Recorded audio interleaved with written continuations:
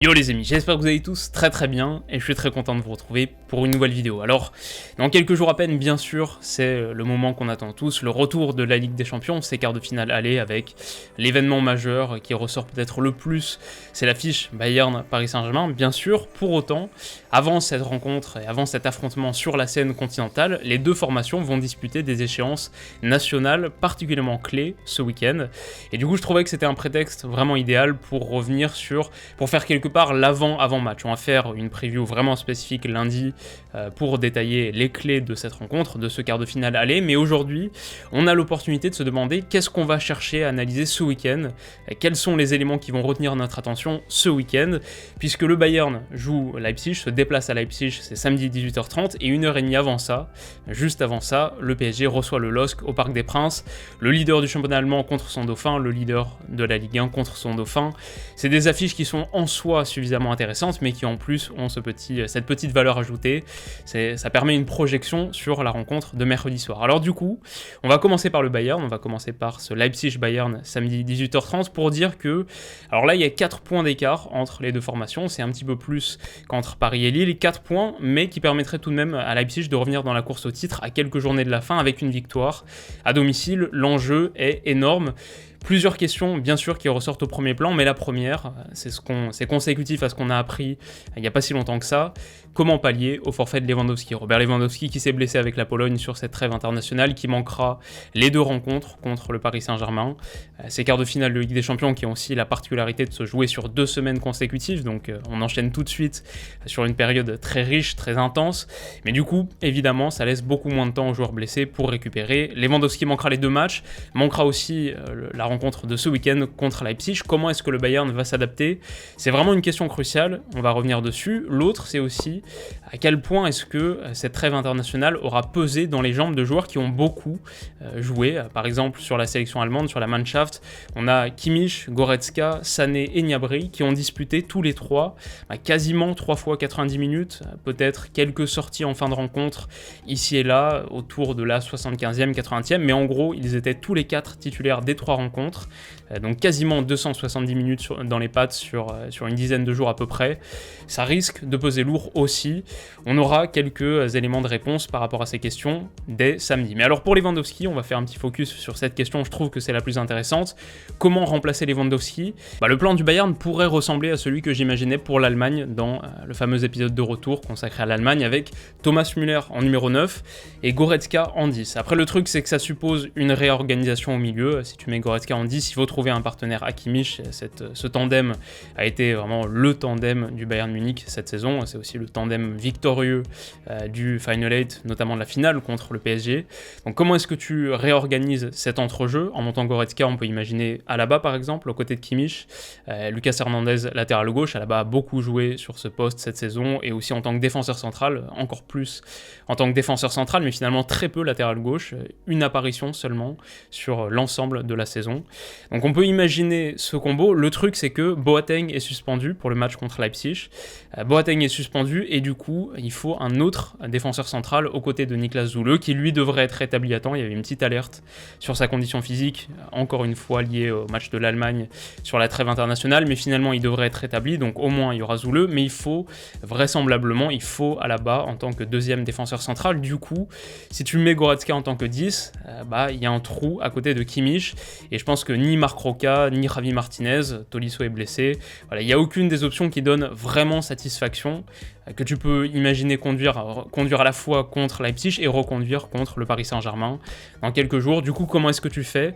Pour moi, tu fais pas et tu remets Goretzka sur ce tandem avec Kimmich. La réalité, c'est que même s'il a été testé à plusieurs reprises sur ce poste avec le Bayern par le passé, même s'il occupe naturellement cette zone aussi régulièrement via ses projections, a occupé ce poste avec la sélection allemande par le passé également, même si la réalité, c'est que Goretzka n'a pas débuté le moindre match sur cette position au Bayern cette saison. Toutes compétitions confondues, on n'a jamais vu Goretzka en tant que numéro 10 dans le 4-2-3-1 prendre la place de Thomas Müller. Donc quant à ce tandem bien installé, je pense qu'il vaut mieux le conforter.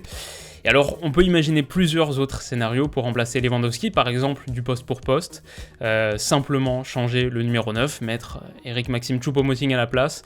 Est-ce que c'est vraiment probable? Sans doute non, au vu de la qualité de Choupo-Moting, le remplaçant par rapport à Lewandowski, le substitut est évidemment assez inadéquat. Après, on sait que pour Hansi Flick, la tentation de faire ce changement poste pour poste peut être assez fort. Par exemple, l'année dernière, avant son prêt à Parme, c'était Joshua Zirkzee qui remplaçait Lewandowski poste pour poste, un numéro 9 pour un autre numéro 9. Donc c'est une éventualité, mais voilà, comme je l'ai dit, j'ai quand même beaucoup de mal à imaginer Choupo titulaire contre Leipzig, a fortiori peut-être contre le Paris Saint-Germain. Donc pour l'instant, j'écarte cette perspective. On pourrait voir Jamal Musiala, alors on laisse Thomas Müller en numéro 9, on laisse Goretzka aux côtés de Kimmich sur le tandem du milieu de terrain, et on met Jamal Musiala en tant que milieu avancé. Là on l'a vu à plusieurs reprises, 3 fois cette saison en Bundesliga, en tant que... Alors il a joué plusieurs rencontres, une vingtaine, beaucoup de rentrées en cours de match, mais il y a 3 titularisations pour Jamal Musiala à ce poste de milieu avancé dans le 4-2-3-1, donc pourquoi pas. C'est aussi un rôle qu'il a occupé en tant que titulaire contre la Lazio, le 8ème de finale aller de Ligue des Champions, donc vraisemblablement un match à très haute importance. Si Flick l'a titularisé à Rome sur ce rôle, c'est qu'il lui fait confiance, et pourquoi pas le retrouver du coup contre Leipzig et contre le Paris Saint-Germain, c'est possible. Ou alors, celle-là c'est la dernière option que j'envisage, c'est peut-être la plus probable de toutes, c'est de faire un peu ce que fait Joachim Löw régulièrement avec la Mannschaft, et c'est de mettre Gnabry en 9. Donc Gnabry en 9 aux côtés de Coman et de Sané sur les ailes. Ça a pas mal d'avantages, je sais pas si c'est le plus probable, parce qu'on a vu seulement une fois Gnabry titulaire en 9 avec le Bayern cette saison, et c'était l'élimination contre Holstein Kiel en Coupe d'Allemagne, donc vraisemblablement ça n'a pas laissé un souvenir impérissable. Je sais pas si c'est l'option la plus probable, comme ça je dirais oui, mais tout ça montre à quel point la question est forte, encore en suspens, et c'est aussi ça qui rend, bon c'est un peu toute l'idée derrière cette vidéo, mais c'est aussi ça qui rend ce week-end aussi intéressant. Je pense que à la fois pour des observateurs neutres, mais aussi par exemple pour le staff du Paris Saint-Germain, pour Mauricio Pochettino, c'est une vraie chance de pouvoir bénéficier de cette rencontre où le Bayern et où Hansi Flick ne peut pas se permettre de tenter un plan totalement alternatif, de mettre son équipe B. Je pense que pour Hansi Flick, l'idée c'est d'avoir la même idée contre Leipzig et contre le Paris Saint-Germain, c'est de trouver la formule qui fonctionne contre Leipzig et qui a vocation à être la même que celle contre le PSG. Finalement, une seule rencontre, 90 minutes, pour préparer un double choc sans Lewandowski, c'est une situation, une configuration tactique assez peu souhaitable. Mais ça rend cette rencontre super intéressante. Je pense qu'on a dégagé et essayé d'illuminer la question majeure, donc voilà, il y aura beaucoup de choses à en tirer. Ça montre aussi à mes yeux, c'est une belle illustration, on va dire, du fameux adage « un seul être vous manque et tout est dépeuplé ». Et ce Bayern qui a roulé sur l'Europe, qui a présenté un des projets de jeu les plus séduisants, les plus écrasants de ces dernières saisons, finalement... On enlève Robert Lewandowski, c'est dur, on enlève le ballon d'or non officiel 2020, évidemment, ça va pénaliser n'importe quelle équipe, mais il n'y a pas vraiment de remplaçant sur ce poste de 9, pas vraiment de remplaçant adéquat, même quelque part un petit peu plus bas sur le tandem Kimmich-Goretzka. C'est un peu l'externalité négative d'avoir un 11 qui est aussi dominant, c'est qu'il laisse pas beaucoup de place pour d'autres joueurs, à la fois ça permet pas de les développer suffisamment, mais aussi c'est plus difficile de les attirer, c'est dur d'attirer un 9 de classe mondiale quand tu lui dis que tu vas être le remplaçant unique de Lewandowski et que tu as vocation à être sur le banc la plupart du temps. Voilà, ça met en lumière aussi cette petite tension, je trouvais intéressante. Pour boucler sur ce Bayern Leipzig, ce qu'on peut dire c'est que les 4 derniers affrontements entre les deux formations ont débouché sur un match nul. Pour autant, c'est pas nécessairement le scénario que j'imagine ce week-end. En gros, pour Leipzig, c'est un peu le match de la dernière chance. Si tu veux continuer à croire au titre de champion, un match nul n'est pas suffisant. À quelques journées de la fin à peine, il faut commencer à résorber l'écart. Leipzig ne joue pas d'autres compétitions. Il y a la Coupe d'Allemagne, c'est vrai, mais c'est pas de nature à surcharger un calendrier. Et ils ont été éliminés de la Ligue des Champions par Liverpool. Donc en gros, tu joues plus vraiment que la Bundesliga, il faut y aller à fond, ils sont à domicile, je les vois vraiment aller chercher la victoire, et du coup, la conséquence pour moi, c'est pas nécessairement qu'ils vont l'emporter, mais plutôt qu'on aura un match assez ouvert et prolifique, à l'instar d'ailleurs du match aller qui s'était terminé à 3-2.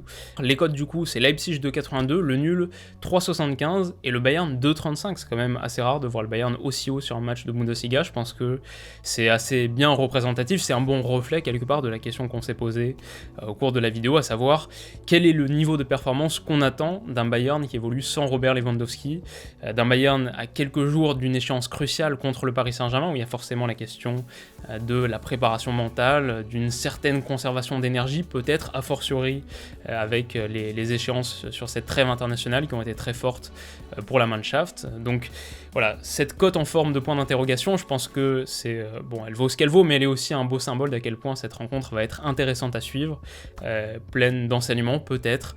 Voilà, mon pari, ça va pas être vraiment sur la victoire, la défaite, le match nul, c'est plutôt que je vois un match assez ouvert, comme je l'ai dit, et du coup on a, c'est quoi, plus de 3,5 buts à 1,98 quand on voit le match aller qui se termine à 3-3, quand on voit un Leipzig qui va être bon, quelque part conduit à vouloir l'emporter, qu'il est déjà un petit peu intrinsèquement dans son ADN, mais niveau enjeu, voilà, il faut remporter ce match absolument.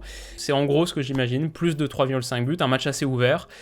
C'est ce que j'espère et c'est ce que j'imagine voir ce samedi. Alors PSG Lille maintenant qui se tiendra à 17h, donc 1h30 avant Leipzig-Bayern, qui ressemble à bien des égards à ce Leipzig-Bayern, c'est le leader contre son dauphin dans une rencontre cruciale pour le titre de champion. Pour autant, je pense que les éléments à partir desquels on raisonne sont quand même assez substantiellement différents. Alors je m'explique, plusieurs choses, je pense que déjà l'écart est quand même nettement moins fort, 4 points d'écart c'est pas pareil qu'aucun point d'écart, égalité parfaite, 63 unités chacune, donc quelque part on va dire que ça repousse le côté, ça rend le match encore plus important tout en le rendant un petit peu moins crucial pour le dauphin. Par exemple, Lille peut se permettre de faire match nul, voilà, ça nuance le côté vital et le côté victoire essentielle de ce match, ce qui n'est pas la même chose pour Leipzig, et puis aussi là où la rencontre ressemble moins à ce Leipzig-Bayern, c'est que le PSG a quand même plus de certitude et d'acquis sur la scène nationale qui repose en bonne partie sur ce qu'on a vu avant la trêve internationale.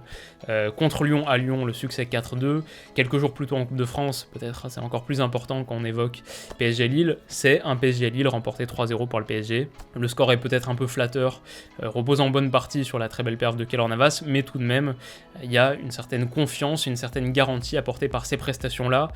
Sur les éléments à analyser, sur le côté preview avant la preview, l'avant-avant match, ce qui va être intéressant de voir, c'est un petit peu comme pour Robert Lewandowski du côté du Bayern, comment est-ce que ce PSG va jouer sans Marco Verratti, mais en même temps c'est aussi un peu moins intéressant parce qu'on l'a déjà beaucoup vu cette saison et d'autres. Marco Verratti qui a en gros raté un bon tiers des matchs du Paris Saint-Germain depuis son arrivée, entre un quart et un tiers, qui est régulièrement forfait pour les échéances majeures.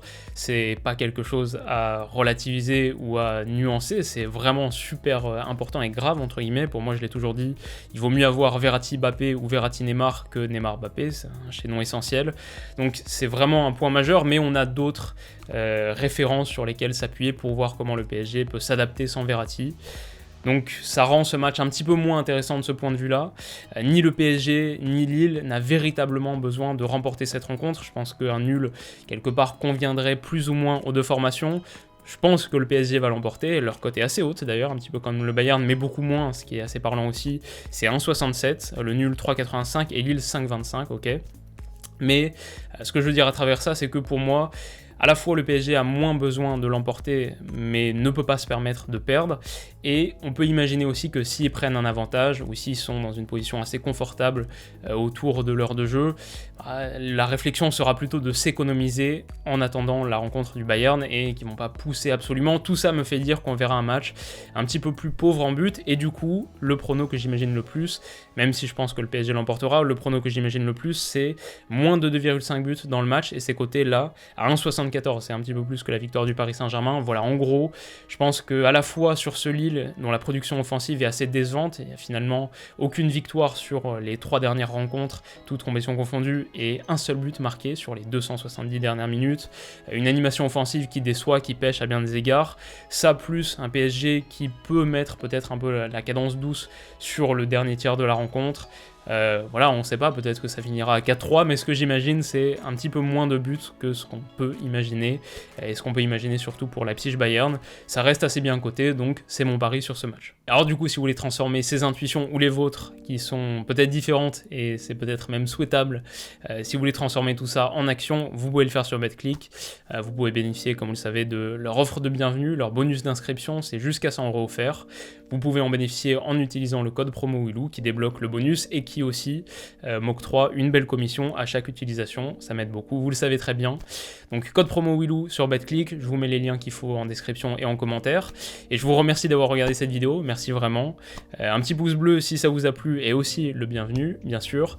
Et puis on se retrouve très très vite pour la prochaine, ce sera vraisemblablement ce week-end.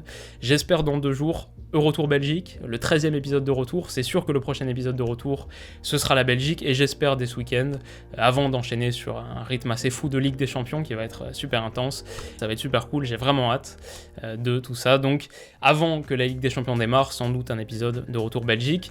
Si vous voulez pas le rater, vous pouvez donc vous abonner à la chaîne, et puis de notre côté on se retrouve très très vite pour la prochaine. Comme d'habitude, prenez soin de vous, passez une excellente journée, un très bon week-end qui se profile, et on se dit à bientôt, bisous.